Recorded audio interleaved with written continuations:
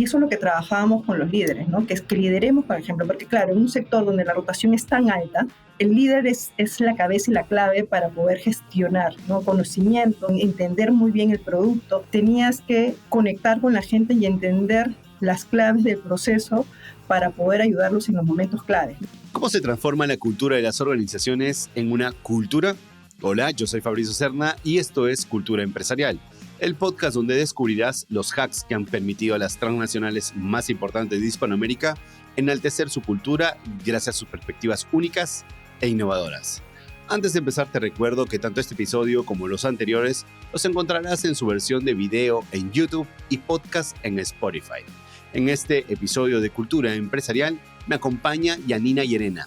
Ella es abogada de profesión por la Universidad Nacional Federico Villarreal. Tiene un diplomado en Gestión de Recursos Humanos y Calidad por la Pontificia Universidad Católica del Perú, un máster en Desarrollo Organizacional y Dirección de Personas por la Universidad Pacífico y Universidad de Desarrollo de Chile, un MBA en la Universidad de Barcelona y OBS Business School. Además, ha cursado estudios en programas de alta gerencia en INCAE y PAD de la Universidad de Piura. Es coach ontológico por Newfield Consulting.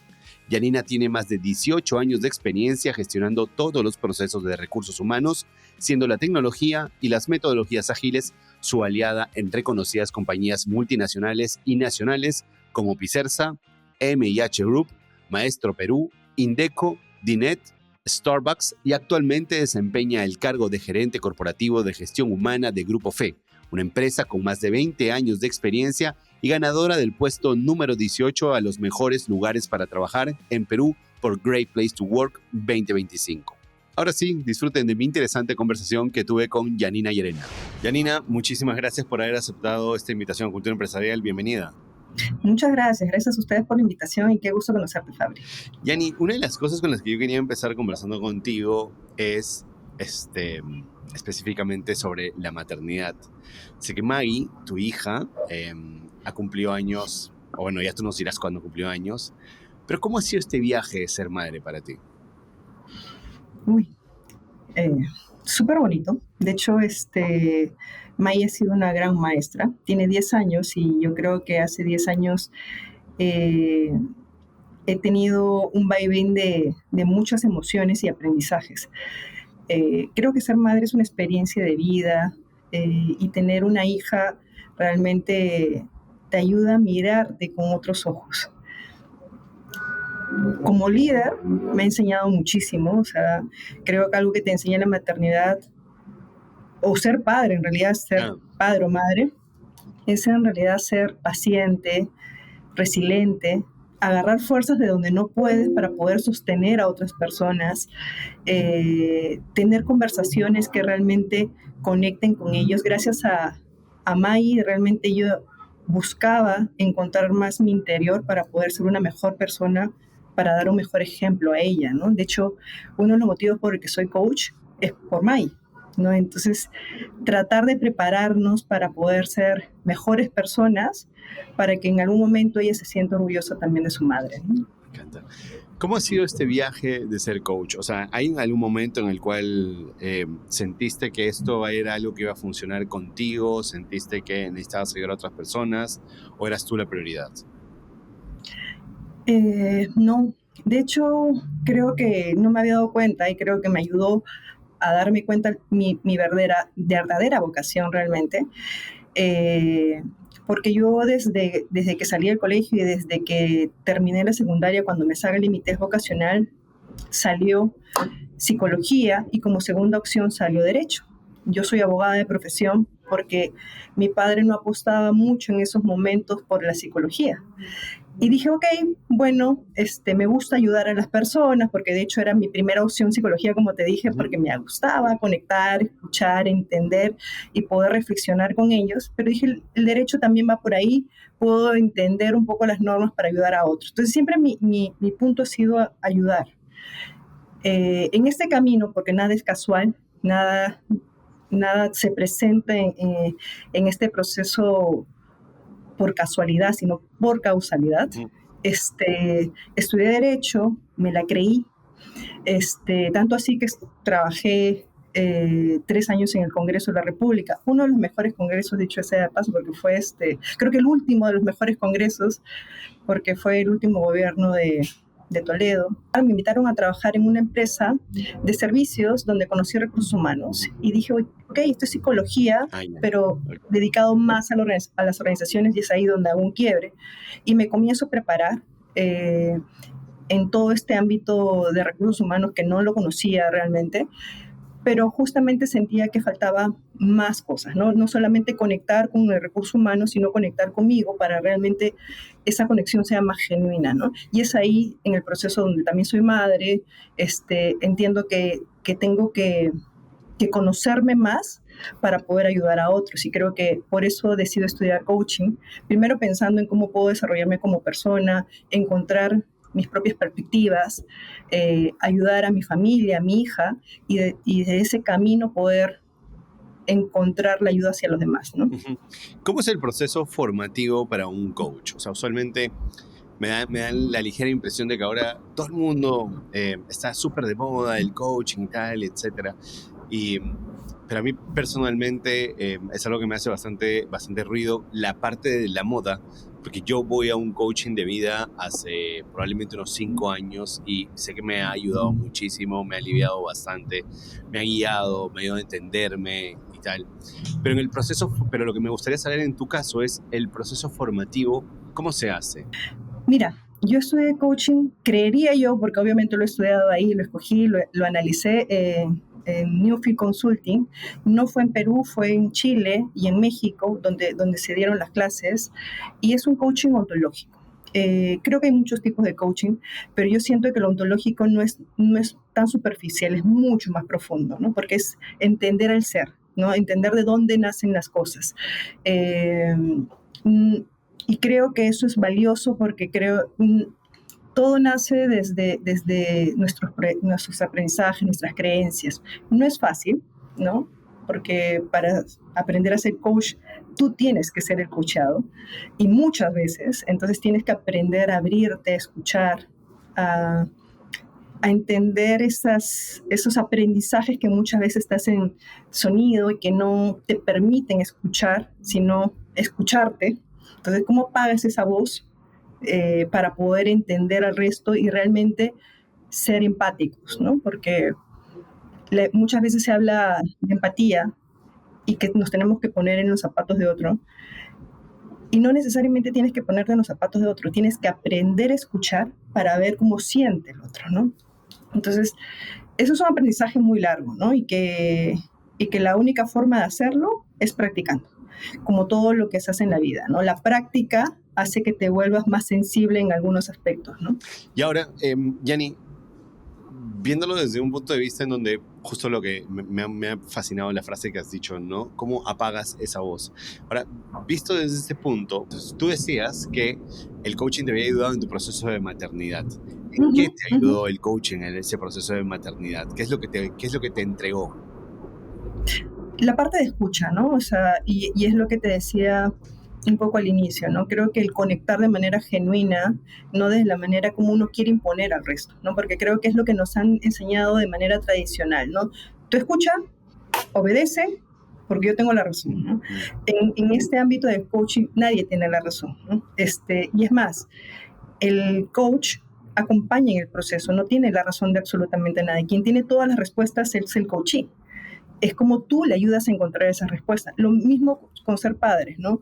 Muchas veces es cómo conversas con tu hijo entendiendo qué es lo que quiere y no es lo que yo necesito como padre, ¿no? Y mostrándole por qué le estoy enseñando algo, ¿no? Por qué quiero que aprenda esto y qué habilidades quiero que escoja. Pero igual está en su ámbito de decisión qué hacer y qué no hacer.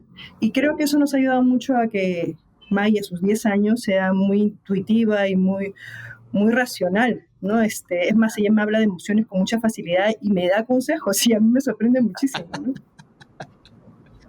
Qué increíble. Oye, Yanni, ahora sí, listo. Gracias por esta apertura hacia hablar unos temas un poquito más personales, si quieres. Ahora quiero llevarte de lleno hacia la parte más profesional. Tú durante, no necesariamente el inicio de tu trayectoria profesional, pero tuviste una breve pasada por el sector minero, que fue estrictamente el momento en donde se abre el parteaguas para hacer recursos humanos, ¿no? ¿Cómo fue esa etapa? ¿Cómo inicia todo eso? En el sector minero, mira, yo comencé realmente por la minería no metálica. Ujú. Y es un poco lo que te decía al inicio cuando conversaba. Yo, es, abogada, ejercía como abogada, y es donde yo quiero hacer un poco el quiebre, y digo, ¿qué hago? No sé nada de recursos humanos, quiero dedicarme a recursos humanos, y en ese camino me voy a buscar a un headhunter para que me ayude, Ok. ¿no? O sea, para que me dé una visión de qué podría hacer con lo que tengo ahorita en la mesa, ¿no? Y me dice, no, pero tú eres abogada, tú ya tienes una profesión, dominas estos temas laborales, entonces yo creo que tú puedes buscar un puesto de jefe de recursos humanos. Y digo, ¿cómo es eso? Porque no sé nada de recursos humanos. Bueno, estudiarlo, ¿no? Y efectivamente, ¿no? Desde ese tiempo comencé a estudiar. Me metí en diplomados en la Católica, en la maestría en la Pacífico, y así y he venido caminando por ese camino del aprendizaje. Y mi primera experiencia donde me abren las puertas como jefe de recursos humanos es en un sector minero de productos no metálicos, Uh-huh. ¿no? Donde se producían sílice, ¿no? Que son productos minerales que no son metálicos, que sirven para hacer otros productos más, ¿no? Así que el paso interesante porque es un sector no tan fácil, ¿no? Pero primero me abrió las puertas al área de recursos Claro. humanos. Y claro, en el sector minero era en esos tiempos un poco más la parte hard, ¿no? La parte de nóminas, de planillas, de ordenarlo, de ver procesos, procedimientos. De hecho, era una empresa familiar que estaba construyendo toda su empresa. Teníamos 250 trabajadores en ese momento. Y había que ordenar todo, ¿no? Teníamos que certificarnos a ISO, entonces nos hizo ser más estructurados en el proceso, tanto de pagos como de procesos de gestión de recursos humanos, ¿no? Pero en eso también me llaman de maestro y dije, oye, estoy en este proceso de aprendizaje, necesito entender más ya algo estructurado que me dé conocimientos, porque claro, acá estoy tratando de dar conocimientos, pero necesito una organización sólida donde yo pueda aprender, ¿no? Entonces acepto la propuesta de maestro y realmente trabajar en retail es una gran aventura. Creo que en retail tiene tantas herramientas de productividad, de negocio, comerciales, de gestión, que viene siendo una gran escuela, ¿no? O sea, ahí no corres, ahí vuelas. Y realmente todo es para ayer, lo cual habla de mucho aprendizaje y resiliencia y de aprender a gestionar para tener resultados sostenibles, ¿no? Ahora, en esa época era Maestro Home Center, si no me equivoco. ¿Cuál era el perfil? O mejor, antes de entrar al perfil, ¿cuáles eran los retos a los que llegas tú y recibes en Maestro en esa época? Bueno, como te dije, estaba entrando a este ámbito de recursos humanos, era business partner, entender todo el negocio, conectar con el negocio, porque el business partner justamente es ese socio de negocio que tiene que entender el negocio para hacer esa mirada hacia recursos humanos, al corporativo de recursos humanos, que de alguna manera pueda entender a través de nosotros cómo se gestiona, ¿no? Entonces, es una mirada más humana, más conectora, más de gestión, más de resultados, Sí. ¿no? Estar en el día a día caminando con la gente, ¿no? Y ahora, la cultura en el sector retail, o específicamente en Maestro en ese momento, ¿cómo vibraba? ¿Cómo era? Era una cultura muy dinámica, ¿no? Creo que todo sector retail es muy dinámico. Maestro se vivía un dinamismo muy bonito. De hecho, se lideraba y se buscaba liderar mucho con el ejemplo. Y eso es lo que trabajábamos con los líderes, ¿no? Que es que lideremos con el ejemplo, porque claro, en un sector donde la rotación es tan alta, el líder es la cabeza y la clave para poder gestionar, ¿no? Conocimiento, entonces se capacitaba mucho en temas de conocimiento, en entender muy bien el producto, entender muy bien los temas de productividad. Entonces las caminatas, porque venía el corporativo 2 veces o 3 veces por semana a hacer caminatas, entonces tenías que dominarte y comerte el negocio y entender qué pasa a cada centímetro. pero además tenías que conectar con la gente y entender las claves del proceso para poder ayudarlos en los momentos claves, ¿no? Y creo que, mira, y te estoy hablando hace de que 18 años atrás, Sí. sí, 18 años atrás, donde había un programa muy bonito que era de adultos mayores, ¿no? O sea, no recientes, sino los anfitriones, que en ese momento eran quienes te daban la bienvenida a la tienda, eran adultos mayores, ¿no? Y gente que realmente conectaba con todos los jóvenes de ese momento y cuando todos teníamos que correr, él también corría, o cuando teníamos que hacer deporte, él también hacía. De hecho, Maestro tenía una frase que era precios bajos siempre. Sí. Y así eran los presupuestos de recursos humanos, ¿no? O sea, nunca, todo era precios bajos. Entonces no teníamos mucho presupuesto para hacer muchas de las cosas que teníamos que hacer, porque al ser tan dinámicos, nuestra gestión también tenía que ser dinámica. Así que nos volvimos muy creativos y lo bueno es que se trabajaba mucho en equipos porque no lo hacíamos solos, ¿no? O sea, en recursos humanos en cada tienda era 2 o 3 personas y gestionábamos de 200 a 180, 150 personas, ¿no? Entonces teníamos que ser muy creativos para gestionar el área y hacer muchas cosas, ¿no? Yo recuerdo mucho, por ejemplo, cuando ahora es mucho más normal ver a las marcas como Sodimac, como Promart y tal, ¿no? Son cadenas gigantescas que ya vienen como una estructura ya armada de cómo podría ser la cultura, de cómo se hace la bajada de la información, etcétera, y la comunicación, si quieres, de todas las empresas. Pero el caso de Maestro, aun cuando yo recuerdo mucho esa escena de cuando lo mirábamos, decíamos, ¿qué cadena será, no? O sea, ¿de dónde es? Ahora yo sé que ya lo compraron, etcétera y tal. Pero en ese momento, Maestro era una marca estrictamente peruana y que nace con peruanos. ¿Cuáles eran sus características? ¿Cuál era un poquito de la historia en ese momento que tú recibes?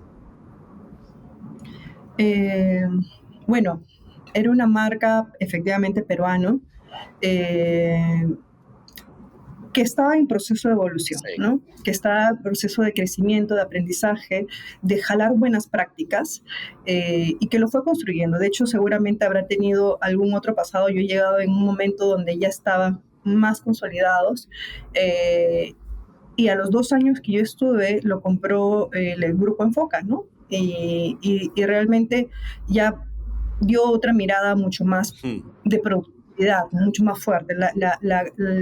La carrera fue mucho más rápida, ¿no?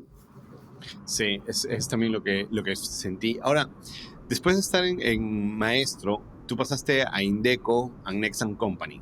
¿Cómo fue ese momento? O sea, ahora hay algo en lo que me quiero detener, porque en algún momento tú decías que justo por este cuestionamiento que te hacías, que eras abogada, pero que no sabías realmente si podías tener un ingreso rápido hacia los recursos humanos, fuiste con un headhunter y él te ayudó a entender esto. ¿Hay algún momento en donde en tu carrera profesional hayas tenido que ir nuevamente con un headhunter o más bien te han hunteado a ti? Bueno, sí, esta movida para Indeco fue un hunting. Claro.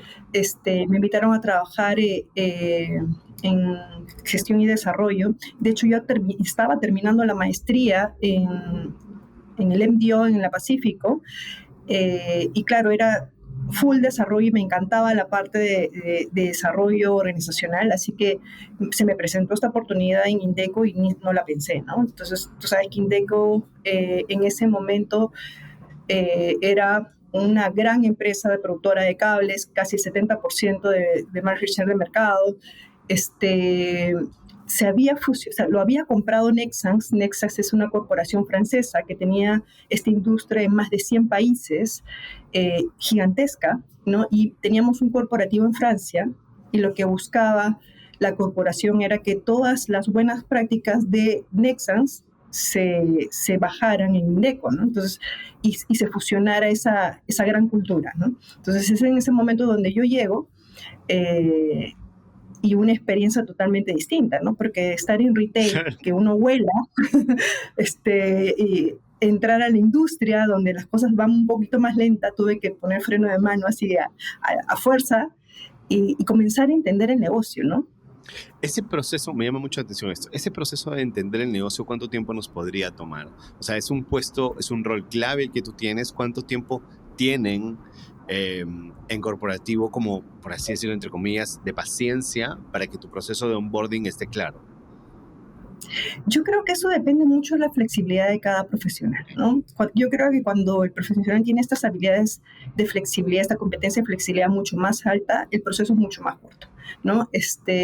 Pero cuando tu flexibilidad es un poquito, estás enfrascado con un punto, un tema, una forma de aprender, creo que el proceso viene siendo más lento. En mi caso, creo que fue rápido. Es más, yo venía, como te dije, de retail, entonces todo lo buscaba para ayer. Entonces mi aprendizaje fue rápido. El tema es todo lo que aprendí, lo que quise hacer, es cómo más bien le pongo el freno para esperar el paso a paso para poder hacerlo y poder lograr los resultados que se esperaban, ¿no? Entonces, claro, de repente yo esperaba tener un resultado acá un mes y el corporativo lo esperaba 3 o 4 meses, entonces era como, ¿qué voy haciendo en el proceso también, ¿no? Y claro, se te viene todo el tema de creatividad, entonces mientras vamos esperando a que vaya saliendo, vamos capacitando por acá, el otro vamos haciéndolo por acá, vamos buscando un engagement con este grupo, entendiendo más este negocio, entonces te da esa apertura para poder ir ampliando un poco más de situaciones o ir preparando para lograr el objetivo, ¿no? En ese punto tú ya tenías ya algunos años dentro del sector de recursos humanos y quiero preguntarte si es que ya habías establecido como ciertas rutinas antes de empezar a trabajar con tus equipos, es decir, y de pronto y en alguna rutina que se mantenga hasta ahora, eres una persona de rutinas que llega, se reúne con el equipo, hacen una revisión de qué está pendiente, cuáles son los retos de la semana, etcétera. ¿Cómo lo hacías o cómo lo haces? Sí, de hecho, lo primero que yo hago siempre es tener conexión con las personas, ¿no? Hago un diagnóstico de cómo encuentro a las empresas, ¿no? Me reúno con los líderes, con quienes toman la decisión, con los gerentes generales, con los gerentes de área, con los colaboradores, si tengo equipo, con mi equipo, y voy entendiendo qué es lo que quiere para sacar un diagnóstico, ¿no? Después de ese diagnóstico es donde ya comienzo a hacer más planes, ¿no? Uh-huh. Y en el día a día, ¿cómo es tu ejecución cuando llegas a la oficina? Primero tratar de entender el negocio, ¿no? O sea, entender qué es lo que tengo, revisar cuál es lo fuerte de lo que hago en mi día a día, qué es lo que normalmente viene de diario, qué es lo que tengo de procedimientos, qué es lo que no hay de procedimientos. Es como hacer una pequeña auditoría interna para ver qué tengo, qué no tengo, qué tengo que seguir trabajando, qué tengo que seguir potenciando, o si no hay, cómo construirlo, ¿no? ¿Y tienes momentos en los cuales tienes estos procesos reflexivos, o sea, te das el espacio para tener esos procesos reflexivos con tu equipo? O sea, ¿logras llegar a un one-to-one, al menos con tus manos derechas? Bueno, creo que eso ha sido un proceso de evolución, ¿no?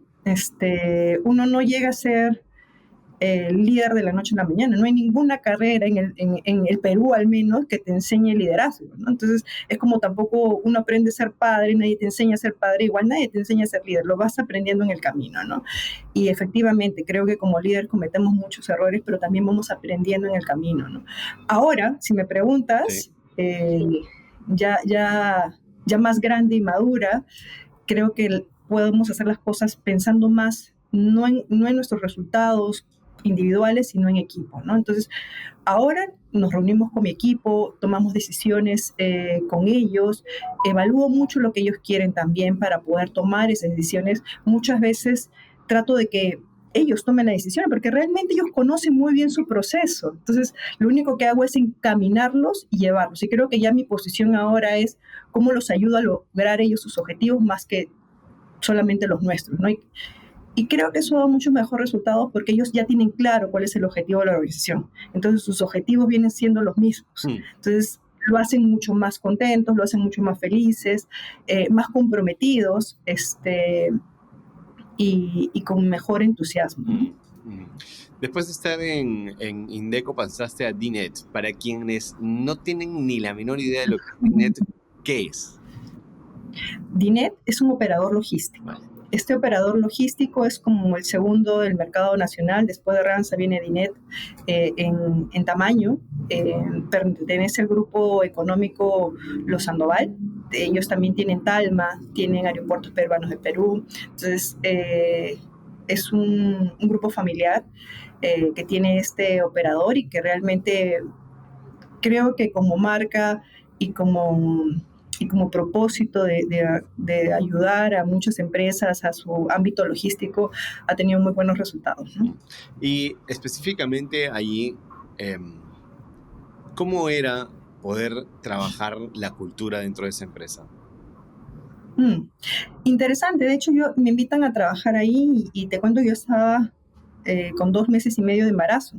Entonces, primero yo dije, por si acaso estoy embarazada, quieren continuar el proceso, me dijeron que sí, entonces hablaba también muy bien de la Claro, esto ya cultura, te da una ¿no? muy buena señal, ¿no?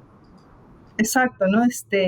Y claro, cuando presenta la terna, me entrevistan unos 3 gerentes y dicen, ¿y cuál era la chica embarazada? Justo la que decidiste.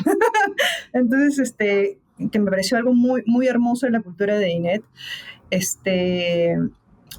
Dinet es como o el operador logístico es una combinación como de retail e industria, ¿no? O sea, no vuela, tampoco va tan despacio, va a un ritmo, creo que el necesario, ¿no? Y creo que es una cultura también dinámica, pero que busca tener los procesos muy bien pensados para dar un buen servicio al cliente, ¿no? Que es la parte de la logística de cada empresa, ¿no? Porque brinda servicios o soluciones logísticas a empresas que contratan sus servicios, ¿no? Me parece súper interesante. Y ahora sí viene la magia, ¿no? Esta es la parte sexy. Todo el mundo suele preguntar esto a Yanina y Elena, ¿no? Y es el momento en el cual pasas a Starbucks. Pero además, una de las cosas que me llama la atención, antes de que vayamos a eso, es que hacia el final ocurre que tú, además, te quedas aún siendo parte de Starbucks en el momento más duro de la pandemia, ¿no? O sea, tú tuviste que poner el hombro en ese momento. Primero, empecemos. ¿Cómo fue el viaje de llegar a Starbucks? Mira, de hecho, interesante la cultura. Solamente te cuento que para ingresar a trabajar en Starbucks pasé 7 entrevistas, todos acá en Perú, porque tú sabes que Starbucks está administrada por el grupo de LOSI, ¿no? Entonces no solamente era Starbucks, era de LOSI y era el corporativo en Starbucks en Estados Unidos. Entonces he pasado por el regional, entrevistas, acá con el CEO de Delosi también, el gerente de marca acá en Perú también, hasta algunos equipos que también iba a reportarme también me evaluaron. Entonces creo que hablaba muy bien de la cultura y que necesitabas tener esa cultura de servicio para poder conectar con la organización. Realmente muy interesante. Yo regresaba de Perú a Perú después de haber llevado un programa de alta gerencia en INCAE y yo decía, traigo las últimas tendencias del mercado en recursos humanos, en gestión, voy a aportar muchísimo y entro a trabajar en Starbucks. El primer día me dicen, Yarina, vas a pasar tu proceso de inducción, mira, me dan un checklist de todo mi proceso de inducción, eran mes y medio pasando por acciones de operación, barista, supervisor, gerente de tienda, y yo decía, ok, y barista eran 2 semanas, aprender a servir cafés. Y yo decía, venía como te dije, de INCAE, con las últimas tendencias, voy a servir café. Pero realmente fue una gran experiencia, conectar con el negocio. Y mi primer aprendizaje ahí fue desaprender. Claro. Creo que ese abrirme los ojos y entender que tengo que entrar a cualquier lugar como papel en blanco, me hizo entender mejor la cultura, ¿no? Entender que realmente es una cultura de servicio, una cultura de conectar, una cultura de dar más que esperar, ¿no? Entonces, fue el aprendizaje, ¿no? Ya cuando aprendes eso, entras a cualquier organización así como papel en blanco, ¿no? Y Yanni, 2 consultas sobre eso. Lo primero es cuando tú hacías ese proceso de onboarding, cuando hacías tus ejercicios como barista y tal, ¿sabían que tú eras la manager de recursos humanos o va esto como muy en secreto? No, sí, sabían que yo entraba para recursos humanos, que iba a haber el proceso de recursos humanos y más bien te ayuda muchísimo, ¿no? Quieren ser buenos, pero no tienen que hacer su tarea. Es más, nosotros en Starbucks las cosas son bien procedimentales, porque recuerda que los márgenes no son tan altos, entonces los procedimientos tienen que ser bien marcados para que realmente sea rentable la organización. Entonces, tienes que aprenderlo bien paso a paso, ¿no? Y tenemos manuales muy, muy fuertes, ¿no? Entonces, tú ya sabes cómo hacer un café, cómo echarle, cómo hacerle espuma, cuánto tiempo tiene que estar, cómo mirar para que realmente... Entonces, ese aprendizaje es muy valioso. Y algo hermoso que tiene esta compañía, que no haces el proceso sola, sino que te designan a una persona que se le llama padre o madre, ¿no? Entonces, ese padre o madre no se separa de ti en ningún proceso de aprendizaje. Entonces, si esa persona tiene horario movible, tú estás con esa persona. Si tienen horario nocturno y hace cierre de tienda, tú estás con esa persona, ¿no? Entonces, es la persona que no se va a separar de ti en tu proceso. Es más, cuando termine tu proceso, ella te toma evaluación y ¿cómo te toma evaluación? Tienes que hacer los mejores capuchinos. Entonces, si no haces un buen capuchino, no pasas tu proceso de inducción, ¿no? Oye, qué rico. O lo que te piden, ¿no? Entonces, en verdad, en Cuando casa deben estar súper felices contigo, con los cafés que haces. No, mira, algo que es muy hermoso de la marca es que cada reunión se iniciaba con una cata. Ya. Es más, mi proceso de recibimiento fue con una cata y yo, ya como anécdota, te cuento que yo no tomaba café. Entonces, comienza con una cata y la cata es café puro, ¿no? O sea, es café expreso prácticamente, ¿no? Y todo el mundo comienza a, Janina, tú no te preocupes, nosotros nos vamos a presentar y tú te presentas al final. Claro, lo que ellos trataban de transmitir en ese momento era, así se presenta en nuestra cultura, ¿no? Que es un poco más la persona, la conexión, no tanto el título o a qué te dedicas o tu experiencia, sino realmente que conectes con la persona, porque cada uno se presentaba, yo soy fulanito, tengo tantos años, me encanta la marca esto, me gusta esto, este es mi café preferido, y era conectar con el ser humano, ¿no? Cuando comienzan a hacer la cata, comienzan a decir, oye, tiene olores a raíces, a madera, y yo olía café. Huele amargo, ¿no? Huele a quemado, ¿no? Porque normalmente es el sabor que olemos cuando olemos café, ¿no? Entonces, y cuando comienzan a probarlo, decían, oye, ¿en qué parte de la lengua lo sientes? ¿Lo sientes ácido, amargo, dulce? Y yo lo siento amargo, ¿no? O sea, para mí todo el café es amargo, ¿no? Claro, y ahora tú me preguntas, yo ahora hago catas, ya sé dónde son los sabores del café, yo digo, oye, ¿qué tipo de café es amargo, dulce?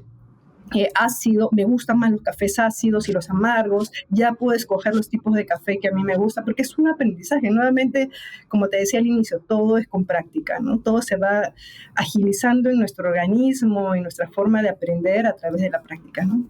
Me parece impresionante. Ahora, solo para cerrar esta idea, este ejercicio de onboarding que implica pasar por todas las áreas, ¿es algo que tú recomendarías que se haga en todas las empresas? ¿Funciona o no? Siempre, de todas maneras. De hecho, para mí ha sido una súper buena práctica que en algunos se va a poder hacer con la intensidad que se hizo en Starbucks. De hecho, mi proceso fue como 2 meses y medio prácticamente, porque acabó en ese proceso la parte operativa. De ahí faltaba mi proceso ya de recursos humanos. He tenido que viajar al corporativo, he viajado a Chile para conocer realmente cómo gestiona un manager de recursos humanos. Entonces, mi proceso no fue de mes y medio, fue de 2 meses y medio aproximadamente, ¿no? Entonces, no todas las organizaciones ni las corporaciones tienen la espalda económica para aguantar tanto, ¿no? Entonces, va a depender de cada organización, de cada cultura, de cada presupuesto. Sí, lo que recomiendo y debería suceder es que se lleven a entender el negocio. Es lo que hacemos acá, ¿no? Desde el primer día trasladamos la cultura, hacemos entender el negocio, los hacemos recorrer para que ellos sientan y tengan la sensibilidad del negocio, que es lo que busca cada marca, ¿no? Yo recuerdo mucho que cuando leí el libro de la fórmula de Starbucks, una de las cosas en las que insistían mucho era en la idea de poder formar a los baristas realmente como expertos y que se puedan quedar en la empresa y tal. No sé si esto ocurre en todos los países, pero en el caso peruano, cuando menos, el perfil que tienes de baristas son todos muy jóvenes, son en muchos casos su primer trabajo, ¿no?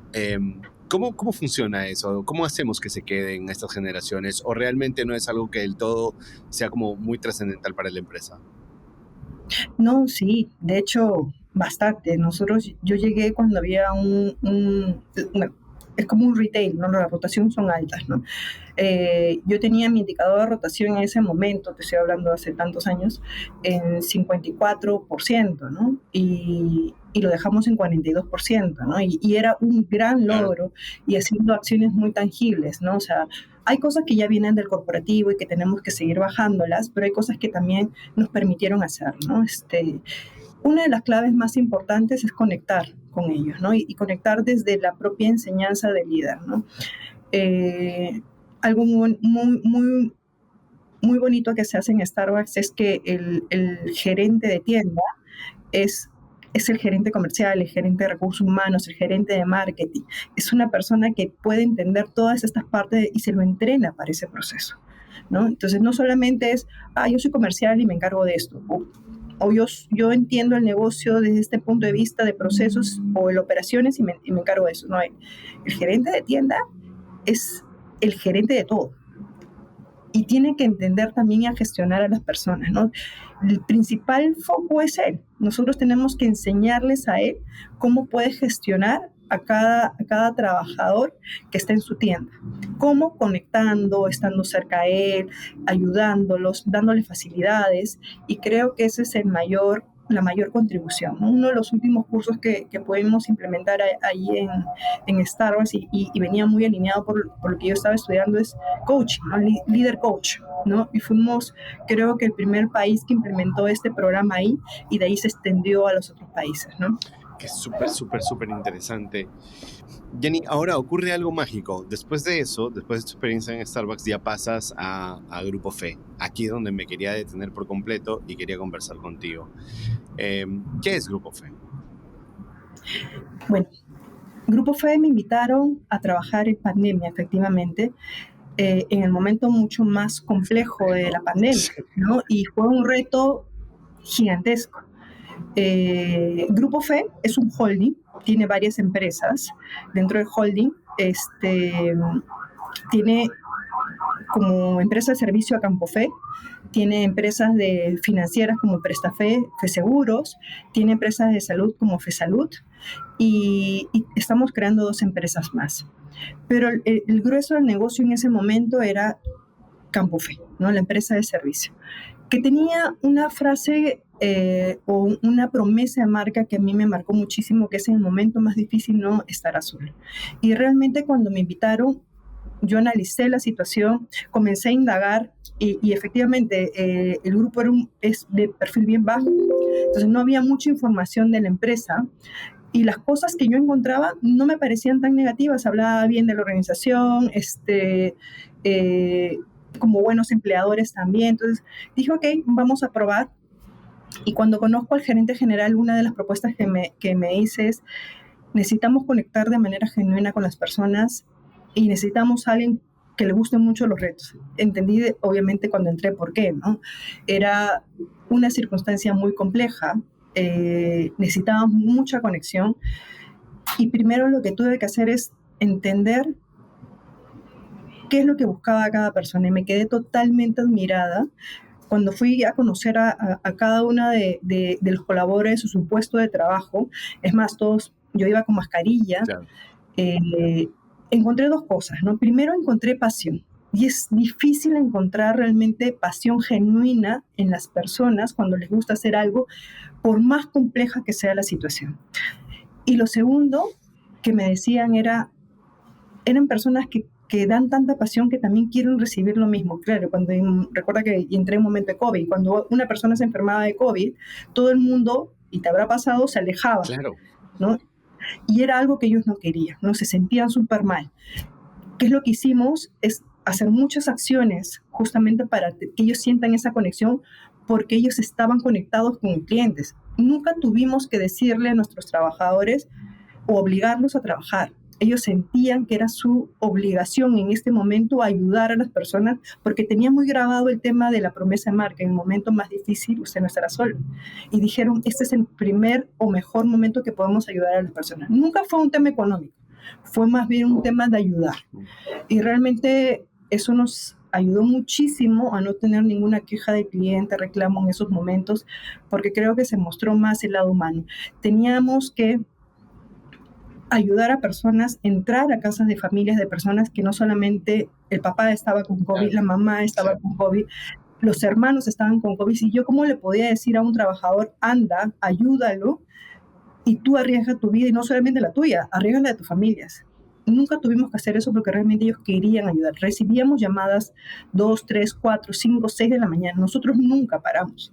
Nosotros siempre somos el último eslabón de la primera línea, así que nunca paramos y nunca estuvimos en nuestras casas, ¿no? Lo más complejo realmente fue la parte funeraria, porque nosotros tenemos la parte de Camposanto, pero también la parte funeraria. Los chicos sacrificar sus vidas porque tenían que ir a los centros hospitalarios a encontrar a los familiares, y realmente era muy penoso, y de repente no se tomaban las acciones de salubridad adecuadas, ¿no? Entonces, creo que como organización nos portamos súper bien en esos momentos, tanto para los colaboradores como para los clientes. Les pudimos dar acompañamiento psicológico, acompañamiento de salud.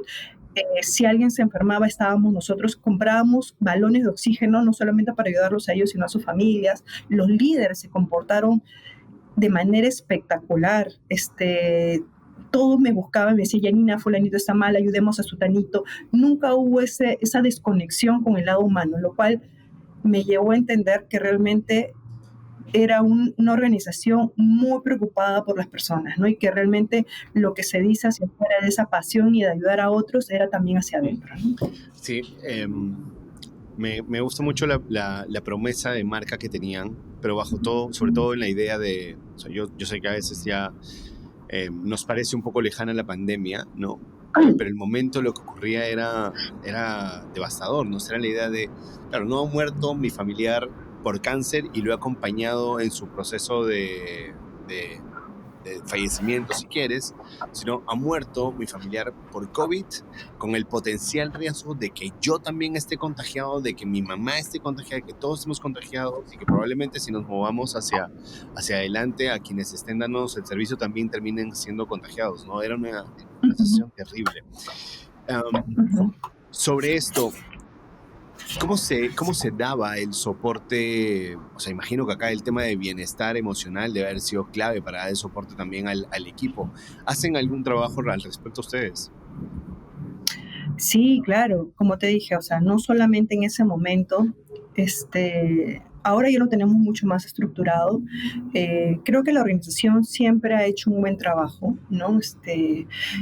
Desde el directorio, ¿no? Ha sido muy preocupado por conectar con las personas de manera, porque entienden la situación de los trabajadores, ¿no? Así que eso hace más fácil cualquier gestión, ¿no? Sí. Nosotros tenemos una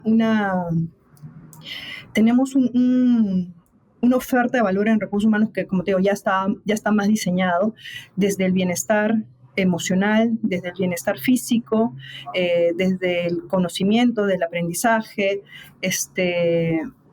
desde las familias, ¿no? Y desde la parte financiera. Entonces, nosotros dentro de nuestra oferta de valor están estos cinco variables, donde buscamos darles programas y beneficios de acuerdo a la necesidad de cada arquetipo. ¿Por qué? Porque nosotros trabajamos con arquetipos acá en Grupo FE, ¿no? Tenemos 3 arquetipos de trabajadores, y cada uno tiene cualidades distintas, cada uno tiene necesidades distintas y cada uno tiene formas de comunicarse distintas. Entonces, los hemos agrupado para poder ser más asertivos con estos beneficios que les entregamos, ¿no? Yo recuerdo mucho esta frase que publicaste hace unos días que decía, cuando las personas se sienten bien, rinden mejor y construyen culturas más resilientes. Tal cual. Tal cual. Y eso es cierto. De hecho, acá lo hemos comprobado. Hemos venido teniendo etapas muy complejas, ¿no? Porque el COVID fue una etapa que nadie lo esperaba y que todos aprendimos en el proceso. Pero más complicado fue el tema social y económico que vino después, ¿no? En ese proceso hemos tenido que hacer y adaptarnos a muchos cambios, donde si no hubiéramos estado conectados con los trabajadores o hubiéramos generado como líderes confianzas hacia ellos, no nos hubieran acompañado en todos estos procesos, ¿no? Y gracias a Dios hemos tenido la compañía de cada uno de ellos y la confianza de que estamos haciendo las cosas bien, ¿no? Yani, ¿cuál es el proyecto que tienen o que te está quitando el sueño en estos meses? ¿En qué andan? Bueno, nosotros hemos venido en Grupo FE, y como tú lo has podido ver, haciendo las cosas o buscando hacer las cosas con un buen servicio, ¿no? Pero ya a estos tiempos no es suficiente, ¿no? Ahora ya no es simplemente dar un buen servicio, sino generar experiencias, ¿no? Y lo que estamos buscando y nuestro reto es realmente buscar la experiencia del cliente, ¿no? Y que eso va más allá, no solamente al generar un buen servicio. Nosotros tenemos ISO 9001 y que somos una de las pocas empresas dentro de nuestro sector que tiene esa certificación, que ya demuestra que estamos haciendo las cosas de manera ordenada y de manera segura. Sin embargo, nosotros queremos llevarlo al nivel mucho más alto, que es justamente esa conexión genuina con el cliente y entender sus necesidades antes que nos las pida, ¿no? ¿Qué estamos haciendo también para poder llevar al equipo a ese nivel? O sea, no desde ahora, sino lo hemos hecho desde hace tiempo. Recuerda que yo vengo de una cultura de experiencia con Starbucks, así que cuando yo vine y hice mi diagnóstico, dije, no, esto es una empresa de experiencia. Y claro, en ese proceso todavía, o en ese tiempo, te estoy hablando 5 años atrás, todavía estábamos madurando acá el tema. Me dijeron, ok, vamos viendo primero estos temas, ok. Y creo que también eso es importante, ¿no? Entender qué es lo que quiere el CEO, qué es lo que quiere el directorio, el gerente, generar resultados para que después puedas seguir haciendo lo que necesitas, que es justamente esa conexión, y vayan creyendo o generando esa confianza, ¿no? Eso es importantísimo para cualquier gestión de personas, ¿no? Ya eso ese diagnóstico me permitió desde hace muchos años trabajar y tener las bases sólidas en cuanto al desarrollo de líderes, porque para mí es importantísimo el acompañamiento del líder para este camino de la mano en el desarrollo de la organización, ¿no? Entonces hicimos un programa, o comenzó con un programa de competencias, que hoy ya es una universidad de líderes, ¿no? Y que ya vamos en el 5º año prácticamente, y ya no porque comenzamos con competencias como liderazgo, comunicación, que son importantísimas y creo que básicas, trabajar, pero ahora ya está en otro nivel, no estamos hablando de comunicación, pero ya en comunicación, no en saber dar feedback, en comunicarse adecuadamente, sino en comunicar para inspirar. Así que le hemos capacitado en storytelling. En liderazgo, ya no es liderazgo para liderar equipos solamente, sino liderazgos empáticos. Así que los hemos capacitado en líder coach. En experiencia cliente, ellos ya manejaban muchísimo el Customer Journey, ya habían pasado esas capacitaciones, ya habían hecho inclusive proyectos, pero dijimos, lo que nos interesa es que entiendan al cliente no desde el proceso, sino desde la empatía, ¿no? Y conectar con la empatía del cliente. Entonces, si te das cuenta, hemos ido evolucionando y ahorita ya estamos en una etapa donde lo que buscamos es que conecten más con el ser, y no solamente con ellos, sino con sus equipos, y esto también con la organización y los clientes, ¿no? Me parece genial. Janina, en verdad, muchísimas gracias por todo lo que nos has dejado. Hemos hecho un recorrido por toda tu trayectoria profesional. Y la experiencia finalmente es lo que aporta y es lo que buscamos mucho aquí en Cultura Empresarial. Solo quiero terminar con una última pregunta, si me permites, porfa. Uh-huh. Probablemente dentro de algunos años Maggie se va a topar con esta entrevista y se va a sentir tan orgulloso de su madre como nos hemos sentido nosotros. Si pudieses dejarle un mensaje aquí oculto, ¿qué le dirías? Primero, que la amo, y que realmente ojalá que cuando pueda ver este mensaje esté todavía presente, y si no, que sabe que todas las herramientas que yo le he dado porque la amo y porque quiero que sea una mujer próspera que pueda ayudar a muchas más personas con todas las habilidades que ha podido aprender. Muchísimas gracias, Janina. Ha sido un placer tenerte aquí. A ti, muchas gracias. Gracias, Fabio. Janina y Elena y Grupo FE son unos grandes representantes de lo que es la cultura empresarial. Un abrazo, Janina. Gracias, Fabio. Un placer poder compartir con ustedes. Gracias. Así terminó mi conversación con Janina. Si algún pasaje de este episodio te ha resonado, tu misión hoy es compartirlo. Y nos serviría mucho si te suscribes a nuestro canal de YouTube o nos dejas 5 estrellas en Spotify. Eso nos ayudaría a llegar a más personas interesadas en este tipo de contenido como tú. Yo soy Fabricio Serna. Gracias por llegar hasta aquí. Original de Decibelio 85.